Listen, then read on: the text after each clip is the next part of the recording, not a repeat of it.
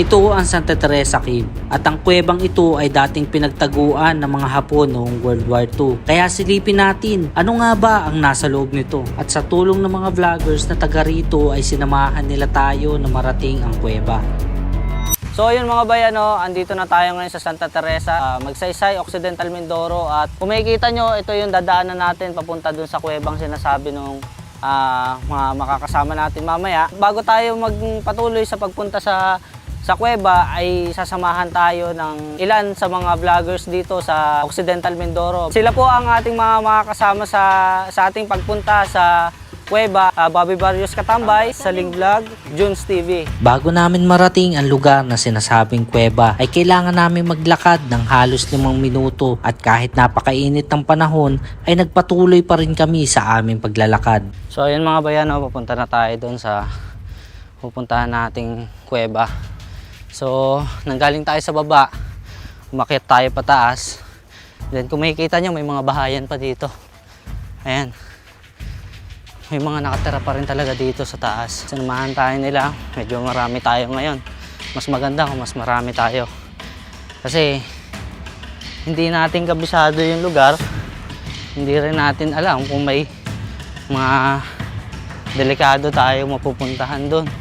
So mas maigi na yung may kasama tayo. At nang narating namin ng lugar ay nagulat ako sa aking nakita. Dahil hindi lang pala ito basta kuweba. Ginawan din pala nila ito ng hagdanan papunta sa ibaba. Okay. Ito pala ba eh. May nakatago palang ano dito, butas oh. Yan may hagdan pa ba eh.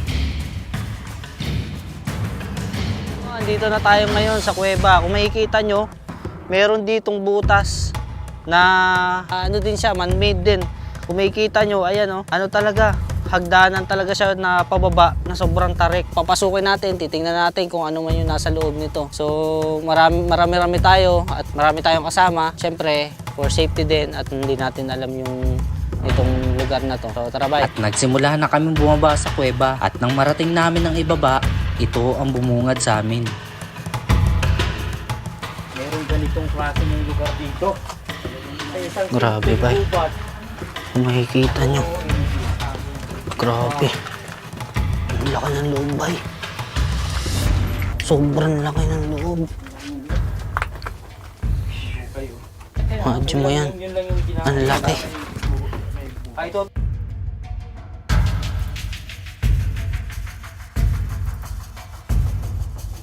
Medyo delikado rin dito talaga sa lugar. Kasi as in, halos abot mo kung makikita nyo ba yun?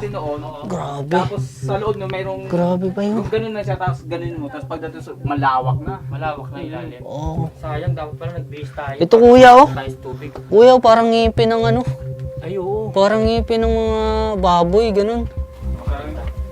First time ko makakita ng ganito. Nagkikintaban pa talaga sila oh.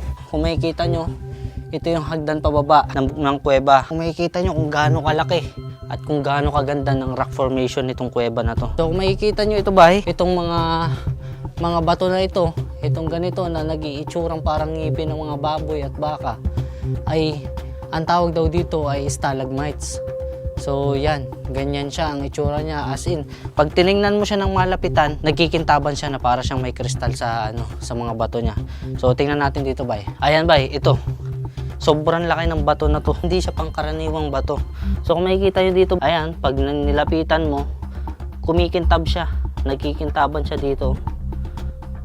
So kaya hindi rin nakakapagtaka kung bakit may mga hukay dito sa loob ng kuweba ay hinuhukayan nila yung mga nag-treasure hunting. Naghahanap sila ng pwede nilang makuha. Dahil nga naman, ang mga bato, mapaghahalataan mo naman talagang parang may laman itong kuweba dahil nga sa mga bato, nagkikintaban talaga. So, kung makikita nyo itong part na to, isang damakmak din na stalagmites. Para siyang ano ba para siyang ngipin ng baboy. Pero itong part na to, puro stalagmites. Pero dito, itong part na to, iba na. Ayan kung makikita nyo, iba na yung itsura ng rock formation niya. Ito lang yung pwede nating ikutin, itong part na to. Hindi na natin mabababa yung baba kasi medyo delikado na dahil wala na tayong maaapakan dito. So possible na madulas tayo dyan at mahulog tayo doon kasi may tubig doon sa baba. So hanggang dito lang tayo. And explore lang natin yung yung loob at babalik na rin tayo pataas kasi medyo mabigat sa dibdib yung lugar kasi maliit lang yung butas, so maliit lang yung pinagpapasukan ng hangin. So kita nyo, pawisan na talaga ako kasi wala talagang kahangin-hangin dito sa lugar. Dito, hindi lang ito yung itinuro nila, so may pupuntahan pa tayong isa pang na doon tayo pwede mag-ikot. So bye, akyat na tayo sa taas. At sunod naman namin pinuntahan na sinasabing building na ginawa din umano ng mga Hapon noong World War II. So yun ba, dito na tayo sa labas. Lilipat naman tayo doon sa sunod. Pwede natin maikutan. So kasama pa rin natin sila. Kung hindi ka nakapantalon dito, magsusugat-sugat talaga yung paa mo. Grabe. Ito yung parang building na ginawa ng mga Hapon noong unang panahon. So ayan ba yun? Ganyan siya kataas.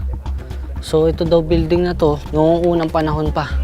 Matagal na. 1942 or 1940, ginawa itong building na to. May mga ano pa dito, may mga haligi pa na makikita nyo na malaki.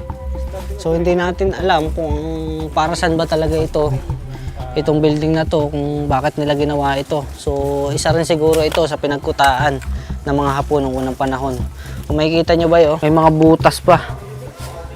So ito, butas na yan, binutasan na yan ng mga tao dito. So yung mga nagte-treasure. Ito pa ba yun? Kikita nyo? Ayan. So yun mga bayano, dito na magtatapos ang ating vlog. Magpapasalamat tayo sa Team Bagwis ng Magsaysay Occidental Mindoro. Kay Sir Bobby Barrios Katambay. Yan, Bobby Barrios Katambay. And then si Junes TV. And then Saling Vlog. Sir, thank you po sa inyo. Thank you po. At dinala niyo po kami dito. Nakasama namin kayo. Yes po, thank you po. So hanggang doon na lang bye at magkita-kita tayo sa susunod na video.